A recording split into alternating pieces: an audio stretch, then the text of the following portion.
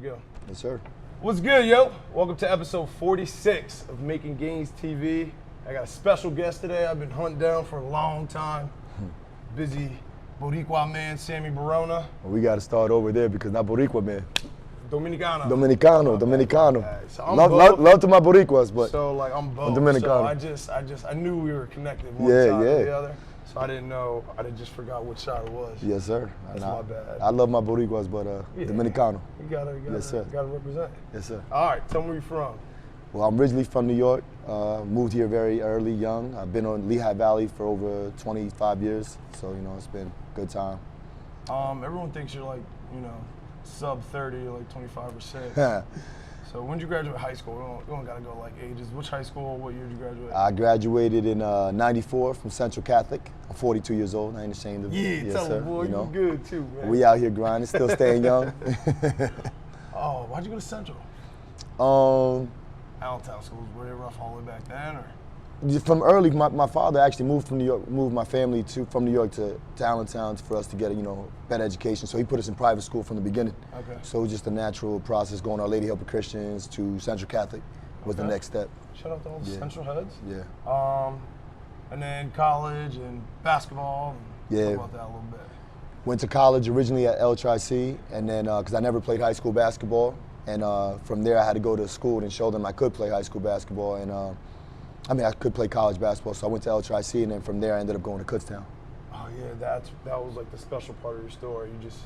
Everyone's like, all of our athletes are so worried about recruiting, and like in high school, and you just like, missed that whole boat. So why didn't you play in high school? I mean, when I was playing at Lady Help of Christians, 7th and 8th grade year, I was literally scoring like 28, 30 points a game in my 8th grade year. I thought I was going to go to Central and go maybe JV or varsity, because I knew what was in the CYO league and I knew what was going to Central. So there was a couple good players that I knew that I could compete with. I thought they might move me up, but they had a whole different storyline in place. And I tell my kids now that you're going to deal with adversity in life, and how you deal with it either it's going to make you bitter or fuel you to become better. Yeah. So I just used that as motivation. There was kids there that definitely couldn't play better than me, but I used it as motivation to show them at the end that I was going to be going far in basketball. So like the storyline kind of didn't fit at Central, you kind of weren't in it, or it might have been a little bit like political? Or? It was just, it was 100% political. Like there was kids there that were just strictly going to play football or, never even play college basketball, but, they just didn't want me. And I was in baseball as well, and I played football, but I was in baseball school in that summer leading to freshman year, and there was a high school summer league, but I didn't play in it because I was in Dominican Republic in baseball school. So they used that and said, well, you didn't show up this summer. And I was like, well, I wasn't even in the country. I was in baseball school. So. Yeah. So then that kind of just wrote you off for all 4 years? Yeah, they just kind of rolled me years. off. And then even my junior year when I was now already 6'5" as a junior, and there was a new coach, and I was like, Coach, if I come out for the team, will I have a legitimate chance to make it? Because I was kind of like wounded from the first freshman year. Yeah. And I said, if I come out, will I have a legitimate chance to make it? And they said, no, we're good at your position. So they just I said, okay, it's all right. That's motivation. That's quite the fuel, huh? Yeah, every day. Yeah. So you let that fuel carry you to LTRC and you played there? Yep. What was that like? It was a good experience. It was like the first time I was really getting organized basketball and really learning some things. I was always a competitor, but just didn't know the nuances of, ball you, man, stuff like that you learn at an early age you should learn. I wasn't getting that. I was just getting my own competitive nature to be a rebounder, to be a scorer. But once they gave me the information, then I even became that much better. Okay. So that was a great experience. I became one of the all-time leading scorers and rebounders in that school history. Oh, wow. Yeah, so your natural hustle and drive was just good enough, and then when they plugged in the actual IQ, that helped you. Yeah, that helped me take it to another spot. Yeah, because I was playing. And you saw more opportunities, and you saw more like nuances of the game to get better. And I was fortunate, even though I didn't play high school, there was a local guy, Ron Lacey, that played overseas, and he put me on his team, and I was the youngest playing with these grown guys that could play. Mm-hmm. So just getting that experience, like looking back at it, it was almost like a blessing in disguise because I'm young and they're adults, and they were showing me and giving me the ropes that I feel like, sometimes high school coaches, they know very well the X's and O's. Yeah. But sometimes they don't really have the experience themselves to really be able to translate the information. Yeah. That's awesome. I feel like that's like one of my better skills as a coach because I'm also a teacher, so I can like I can say it 20 different ways. Right. And if none of those 20 work, I think I can like reevaluate it and give you the 21 to 40 different ways now. And it's like something's got to catch. If not, then I just let another kid try to teach you after that, and then just never giving up and always like trying to cue them up. Because you know these high school coaches, not to discredit their acumen, they definitely know what they're teaching. They know their fundamentals. They know their X and O's. But you've been in a college classroom, and this professor definitely knows his content. He knows what he's talking about. But a lot of times he loses the student because he can't translate and keep them connected and into how to relate that message to them so they get it. And that's the biggest, like to me, that's the biggest, most important way that I feel that you have to teach. You know, that connection. Kids care what you know when they know that you care. Yeah, absolutely. Awesome. So then L-Tri-C to, where'd you transition to play ball? From L-Tri-C, I actually went to Edinburgh University. And that was a great experience for me, but I ended up leaving after like 5 games. I was starting on the team and everything, but this girl died, Eve Franco, and when she passed, it like really messed me up. And my brother also had something big happen to him.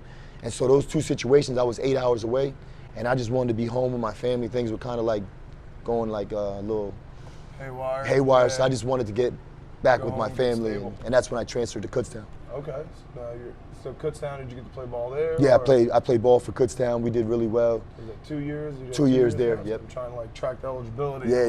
Man, this dude's quite the career. That's dope. Yeah. So Kutztown 2 years, and then you got to play. And then from there, I ended up going to France and playing with my teammate Nehemiah Brazil. I played in France, and then Talk about France for a little bit. What's that like? It's on my bucket list. You know? Man, that was an awesome experience. Are French fries better there, or do they got French fries? They do got French fries. Okay. Yeah, they got French fries. I wouldn't say they're better though, because you know I think you get kind of used to the way they make them here. And like mama's, huh? Nah, none like home. But it was a great experience, and you could see like for me, it was early. It was like even before 2001 when 9/11 happened and all like that. Like I could still start to see like, you know, for the most part, the French people was cool with the Americans, especially when the team I was playing for, they loved us. Yeah. But overall, you would see like there's this little bit of Americans. Yeah. And you could see it. The stereotypes and stuff like that. But overall, it was a good experience. But I could definitely feel, you know, when somebody. The tension. Yeah, a little tension here and there. Yeah, but they knew. Did you pick up the language? Yeah. Je parle français. How long were you in France? I was over there for like I was over there for a year. Okay. So which is like 8 to 10 months, you know, depending how far you go in the playoffs. Yeah. And then just 1 year, or did you play a bunch? Just 1 year. Cool. And then I ended up playing in Dominican Republic after that. Okay. Yeah. For how long? I was in there for 8 years in the DR. Oh, wow. Yeah. That's long. Yeah. That's awesome. What was that like? Oh, that was awesome. I won 3 championships. Yeah. Yeah, so it was a good experience over there. So, then there's a lot of NBA guys, Steven Jackson, Trevor Ruffin, Sham God played over there, Kareem Reed, a lot of good NBA players or guys that were really right there, played in the league. So it was a good experience playing those guys. Playing with guys that played in the NBA, because sometimes I tell kids, they're like, oh, like, but you didn't make it to the league. I'm like, what? Like the talent between the guys that do and don't make it, like, right? Is, you know, even so in the DR, the guys that were in and out of the league, were they like world beaters, or were they just like? Just a little. No, you definitely could see that the guys that played over there that were either in the NBA or played big time overseas, you know, you could tell why they're in that level. Yeah. The Dominican kids, there were some of them really good, but you know, it drops off a little bit because they're just not as nourished and their bodies aren't as built like us. But the guys that definitely came over, you could see what makes a guy an NBA guy. You know, his ability to do things really efficient. But is it like a whole lot? So like the guys. A big discrepancy? Yeah. Like nah. Yeah. I mean, if depending on the relative to the person playing, for me it wasn't a big discrepancy because I actually got to play with like Eric Murdoch, who had 10 years in the NBA, Anthony Avent, John Sullistan, Charles Oakley, like these guys. We played in Somerville. Jason Williams, he played for the Nets, and I was able to play against those guys every day. It was awesome, and you know, really held my own and really proved to myself that I could play against these guys. Yeah, and that was an awesome experience. So that's what I try to tell kids. It's like, you know, D1, AA, D2, like sometimes you might get misrecruited or like, or like, yeah, maybe you weren't nourished, maybe you didn't take care, you didn't eat the peanut butter and jellies you were supposed to, and the drop's not that big, and you know, people feel bad, like, oh, I didn't make it. Like like you're still going to play in college, or you did make it, but it might have, like, you weren't that far from being at any other level, you know? Yeah. How the talent moves up and down through the levels, like, most of the time it's not a huge, like, gap. It's not like a giant versus a midget. It's like, you know, 2 or 3 inches here and there. And what really helped me with that was I always, you know, because I was always focused on developing my body and being strong, and I was a guard, so I could really compete, and sometimes I was bigger than the guards that was in the NBA. But really what helped me shorten the gap was my coach Nash. What he did for me is he built me up mentally. And so little things, he'd be like, bro, you a man like they a man. You put on their pants like they put on their pants. Yeah. So I was coming there, don't look at it like I'm Sammy from Kutztown and they're NBA. Yeah. This is an opportunity that I'm here, you're here, and I can show you what I am, and you can show me what you are, and at the end of the day, see how that works out. Absolutely. And so I would go in there with that mentality, and it really allowed me to prove myself to where, and initially they're like, you would have thought I had a contract in the league the way I came in, so confident. Yeah. But they really had the contracts, and they really in the league. But at first they would look at me like, who does this guy think he is? Yeah. But then when I started to really ball and compete against them, like, yo, we picking them up. You earn your respect. Yeah, yeah. That's why I tell guys, every day you have to earn your respect. That's why I think I love sports so much, and, you know, fitness and everything. It's like what I did yesterday doesn't count. Like, it's today, and then tomorrow, it's today, and the day after that is what you did today. Like the whole make gains today thing. Right. Every day you got to earn your respect and build your block, and then you know, at the end when it's all said and done, you look back and you're like, oh, my career was legit. Like, and I earned my respect versus this guy and that guy and this guy and that guy. And then even some of the kids I talk to, like, oh, I didn't get this award or that award or this all-star. It's like no one remembers that. No. They're gonna remember that, you know, when you knocked that softball player, she was all bent out of shape, she didn't make athlete of the year for something. Like, but they remember when you knocked that out the park and, you know, you won the game, and they remember how they felt when they were playing against you, how you had that respect, you commanded your respect. Your coaches won't remember which this and that you were in, but they remember as an athlete, you earned your respect. Right. So that's always what I'm telling kids. It's like, and then you got to make that guy earn respect. Like, yeah, he might have been all area, state, this and that last year, but, you know, now we're in this game, we got to earn respect. Right. So it's easy to say. So what's like basketball meant to you, your sport meant to you over your whole life? It's been awesome for me because basketball is a sport. I play basketball, football, and baseball, but basketball is a sport that could just be you and that ball, and you don't need anybody else. So you can always go work. You know, it's a little difficult with football and baseball. You need somebody else there with you. I mean, there's some things you can do singularly, but for the most part, basketball is a game that you really can go in there and just you and that ball and get better. And, you know, that's what I love about that. It's like an escape. Yeah. And it's been awesome. Like, that ball took me to different countries, learned different languages, and it's given me, like I said, you know, in the beginning, you see sports in general can show you the real good in people and the bad in people. Yeah. You know, and I've been blessed to see both, and both of them have helped me. You know, because the good makes me gravitate toward to the things that I want to incorporate in my life, and the bad is showing me the things that I don't want to affiliate and how I could do it that much better. Yeah. I don't want to be like some of the people that were in my life. I want to show kids, and that's why I'm so blessed to be around kids and train kids, because, you know, you should never doubt anybody, no matter who they look like or what they look like, and you definitely shouldn't give anybody anything. You should make it a fair playing field, and for them to earn that, and they decide where they get to. Earn that respect, you know, absolutely. But a lot of people, for whatever reason, you know, use their power or position to kind of manipulate the narrative and do it the way they want, regardless if it's fair or not. Yeah.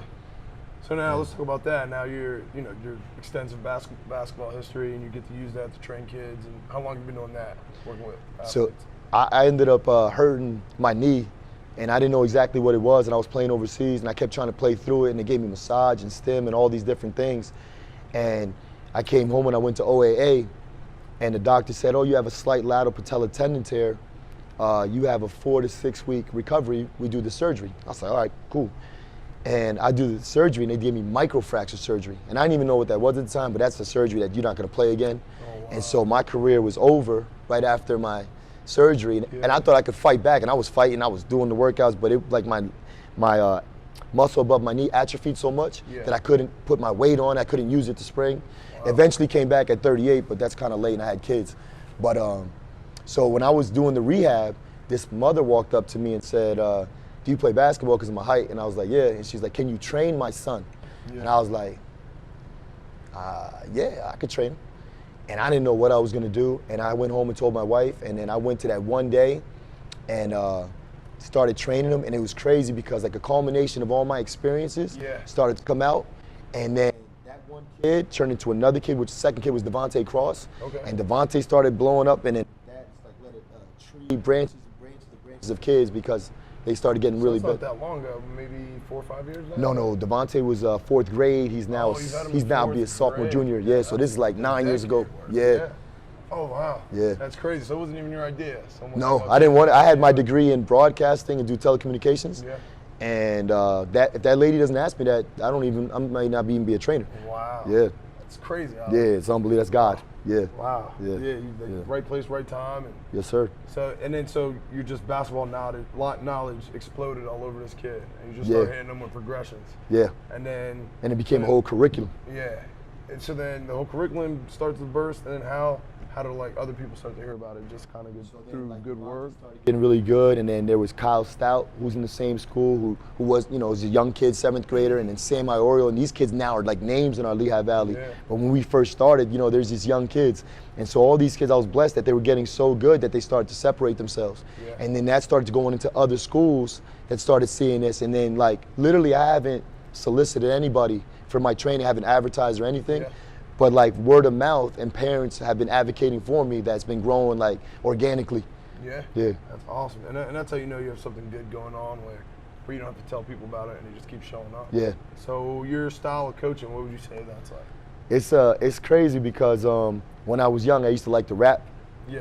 And so I didn't realize how much me rapping as a kid was gonna come into play with me training. Yeah. Because I would go in there and it's like I start to see things in my mind of, okay, if you're in this scoring pocket, it should trigger this certain movement. Yeah. And from that, it started into progressions of movement. But then you have to have a vernacular with that to so that they can coincide with the movement. Yep. So, we listen to music and we kind of rhythm and cadence makes us remember. Mm-hmm. So I started to kind of rap to them, but like not even realize it. So I'll be like, rip, rip, one dribble cross, one dribble spin step. And they would go, rip, rip, one dribble cross, one dribble spin step. Or one dribble cross, one dribble spin step turn. And everyone's just dribbling the basketballs and then like back in the day, yeah. But I was just like, nothing sparked that. I was just out there and like I would see it in my mind and then I would tell it to them and I would like go from your dribble to your shooting pocket up because kids will dribble and they'll bring the ball behind your body. So I'm like, no, you gotta bring it from your dribble to your shooting pocket and finish and protect. Yeah. And so like they became little songs and like the little kids love it and like it makes remember. We got ladies tracks now. Yeah. These coaching tracks now. Yeah. That's amazing. Yeah. Cool. So what's like some success stories for some of the kids you had? Oh man, I've been so blessed with a lot of kids. Not this year, but the previous 4 years, had 4 straight Player of the Years. Out of all the thousands of kids playing basketball, I've come out of the lab, and I'm so, blessed to have these kids that listen and determine, and then they translate that to the game, and they become these names. Like so, Devontae was a Player of the Year. Devontae Cross, Kyle Stout was a Player of the Year. Sam Iorio was a Player of the Year. And Carly Kirshnavi was a Female Player of the Year. Yeah. And there's a lot of other kids like Alyssa Mack and Cass Stout and all these, a lot of kids. I don't want to miss. Are you about to start rapping them out right but now? there's a lot of them that have been really successful. Kerry Kinnick at Lehigh and Mila Luma at George Washington. So that's there's awesome. And like, I can tell so much from your coaching style, just how you said, like, I've been so blessed to work with these versus like, I've seen coaches like, well, my program produces this. No. Like really like their talent, their upbringing, and then you pouring in creates like the culmination of like the athlete, player, person that you help pour into. Right. So I mean, you kind of missed like the recruiting train because you were coming out of high school with that adversity, but you get to see and watch these kids grow up. So like, what advice would you give to someone else coming up now, or like, if you were to send this to like little Devontae Cross in 4th grade, what would you say like, to some athletes that want to blow up and be the Player of the Year too? Yeah, because me and Devontae, he's like a little brother to me. And if you would see him at 4th grade, he had goggles. He don't like that. Bring it up. He was a little heavy. He got. I can say this because he's really good at basketball and football. But he was crossed up one time that the goggles came up. His boys know. But that little kid turn into, man, now this kid is going to potentially be drafted in the NFL, and it's going to be a breakout year for him. He's a receiver at the University of Virginia. Kenny Ubo is a receiver at Temple. Even though these are football guys, I have another one. Noel Browse is a football guy at UConn, but they were all my basketball guys. Yeah. And so, like, I don't care what the sport's going to come and go, but that relationship's never going to come and go. And that time in that gym, you know, to give them, I believe that life gives you experience and experience gives you wisdom. So I've been able to, like, you know, the things that I've been through, come back and show them kind of like, you know, things that I've gone through and let them use it as a, you know, seeds as advice for them with the things that they deal with. Yeah. Yeah. That's awesome, baby. You keep helping these kids make gains. Yes, sir. You keep making gains too.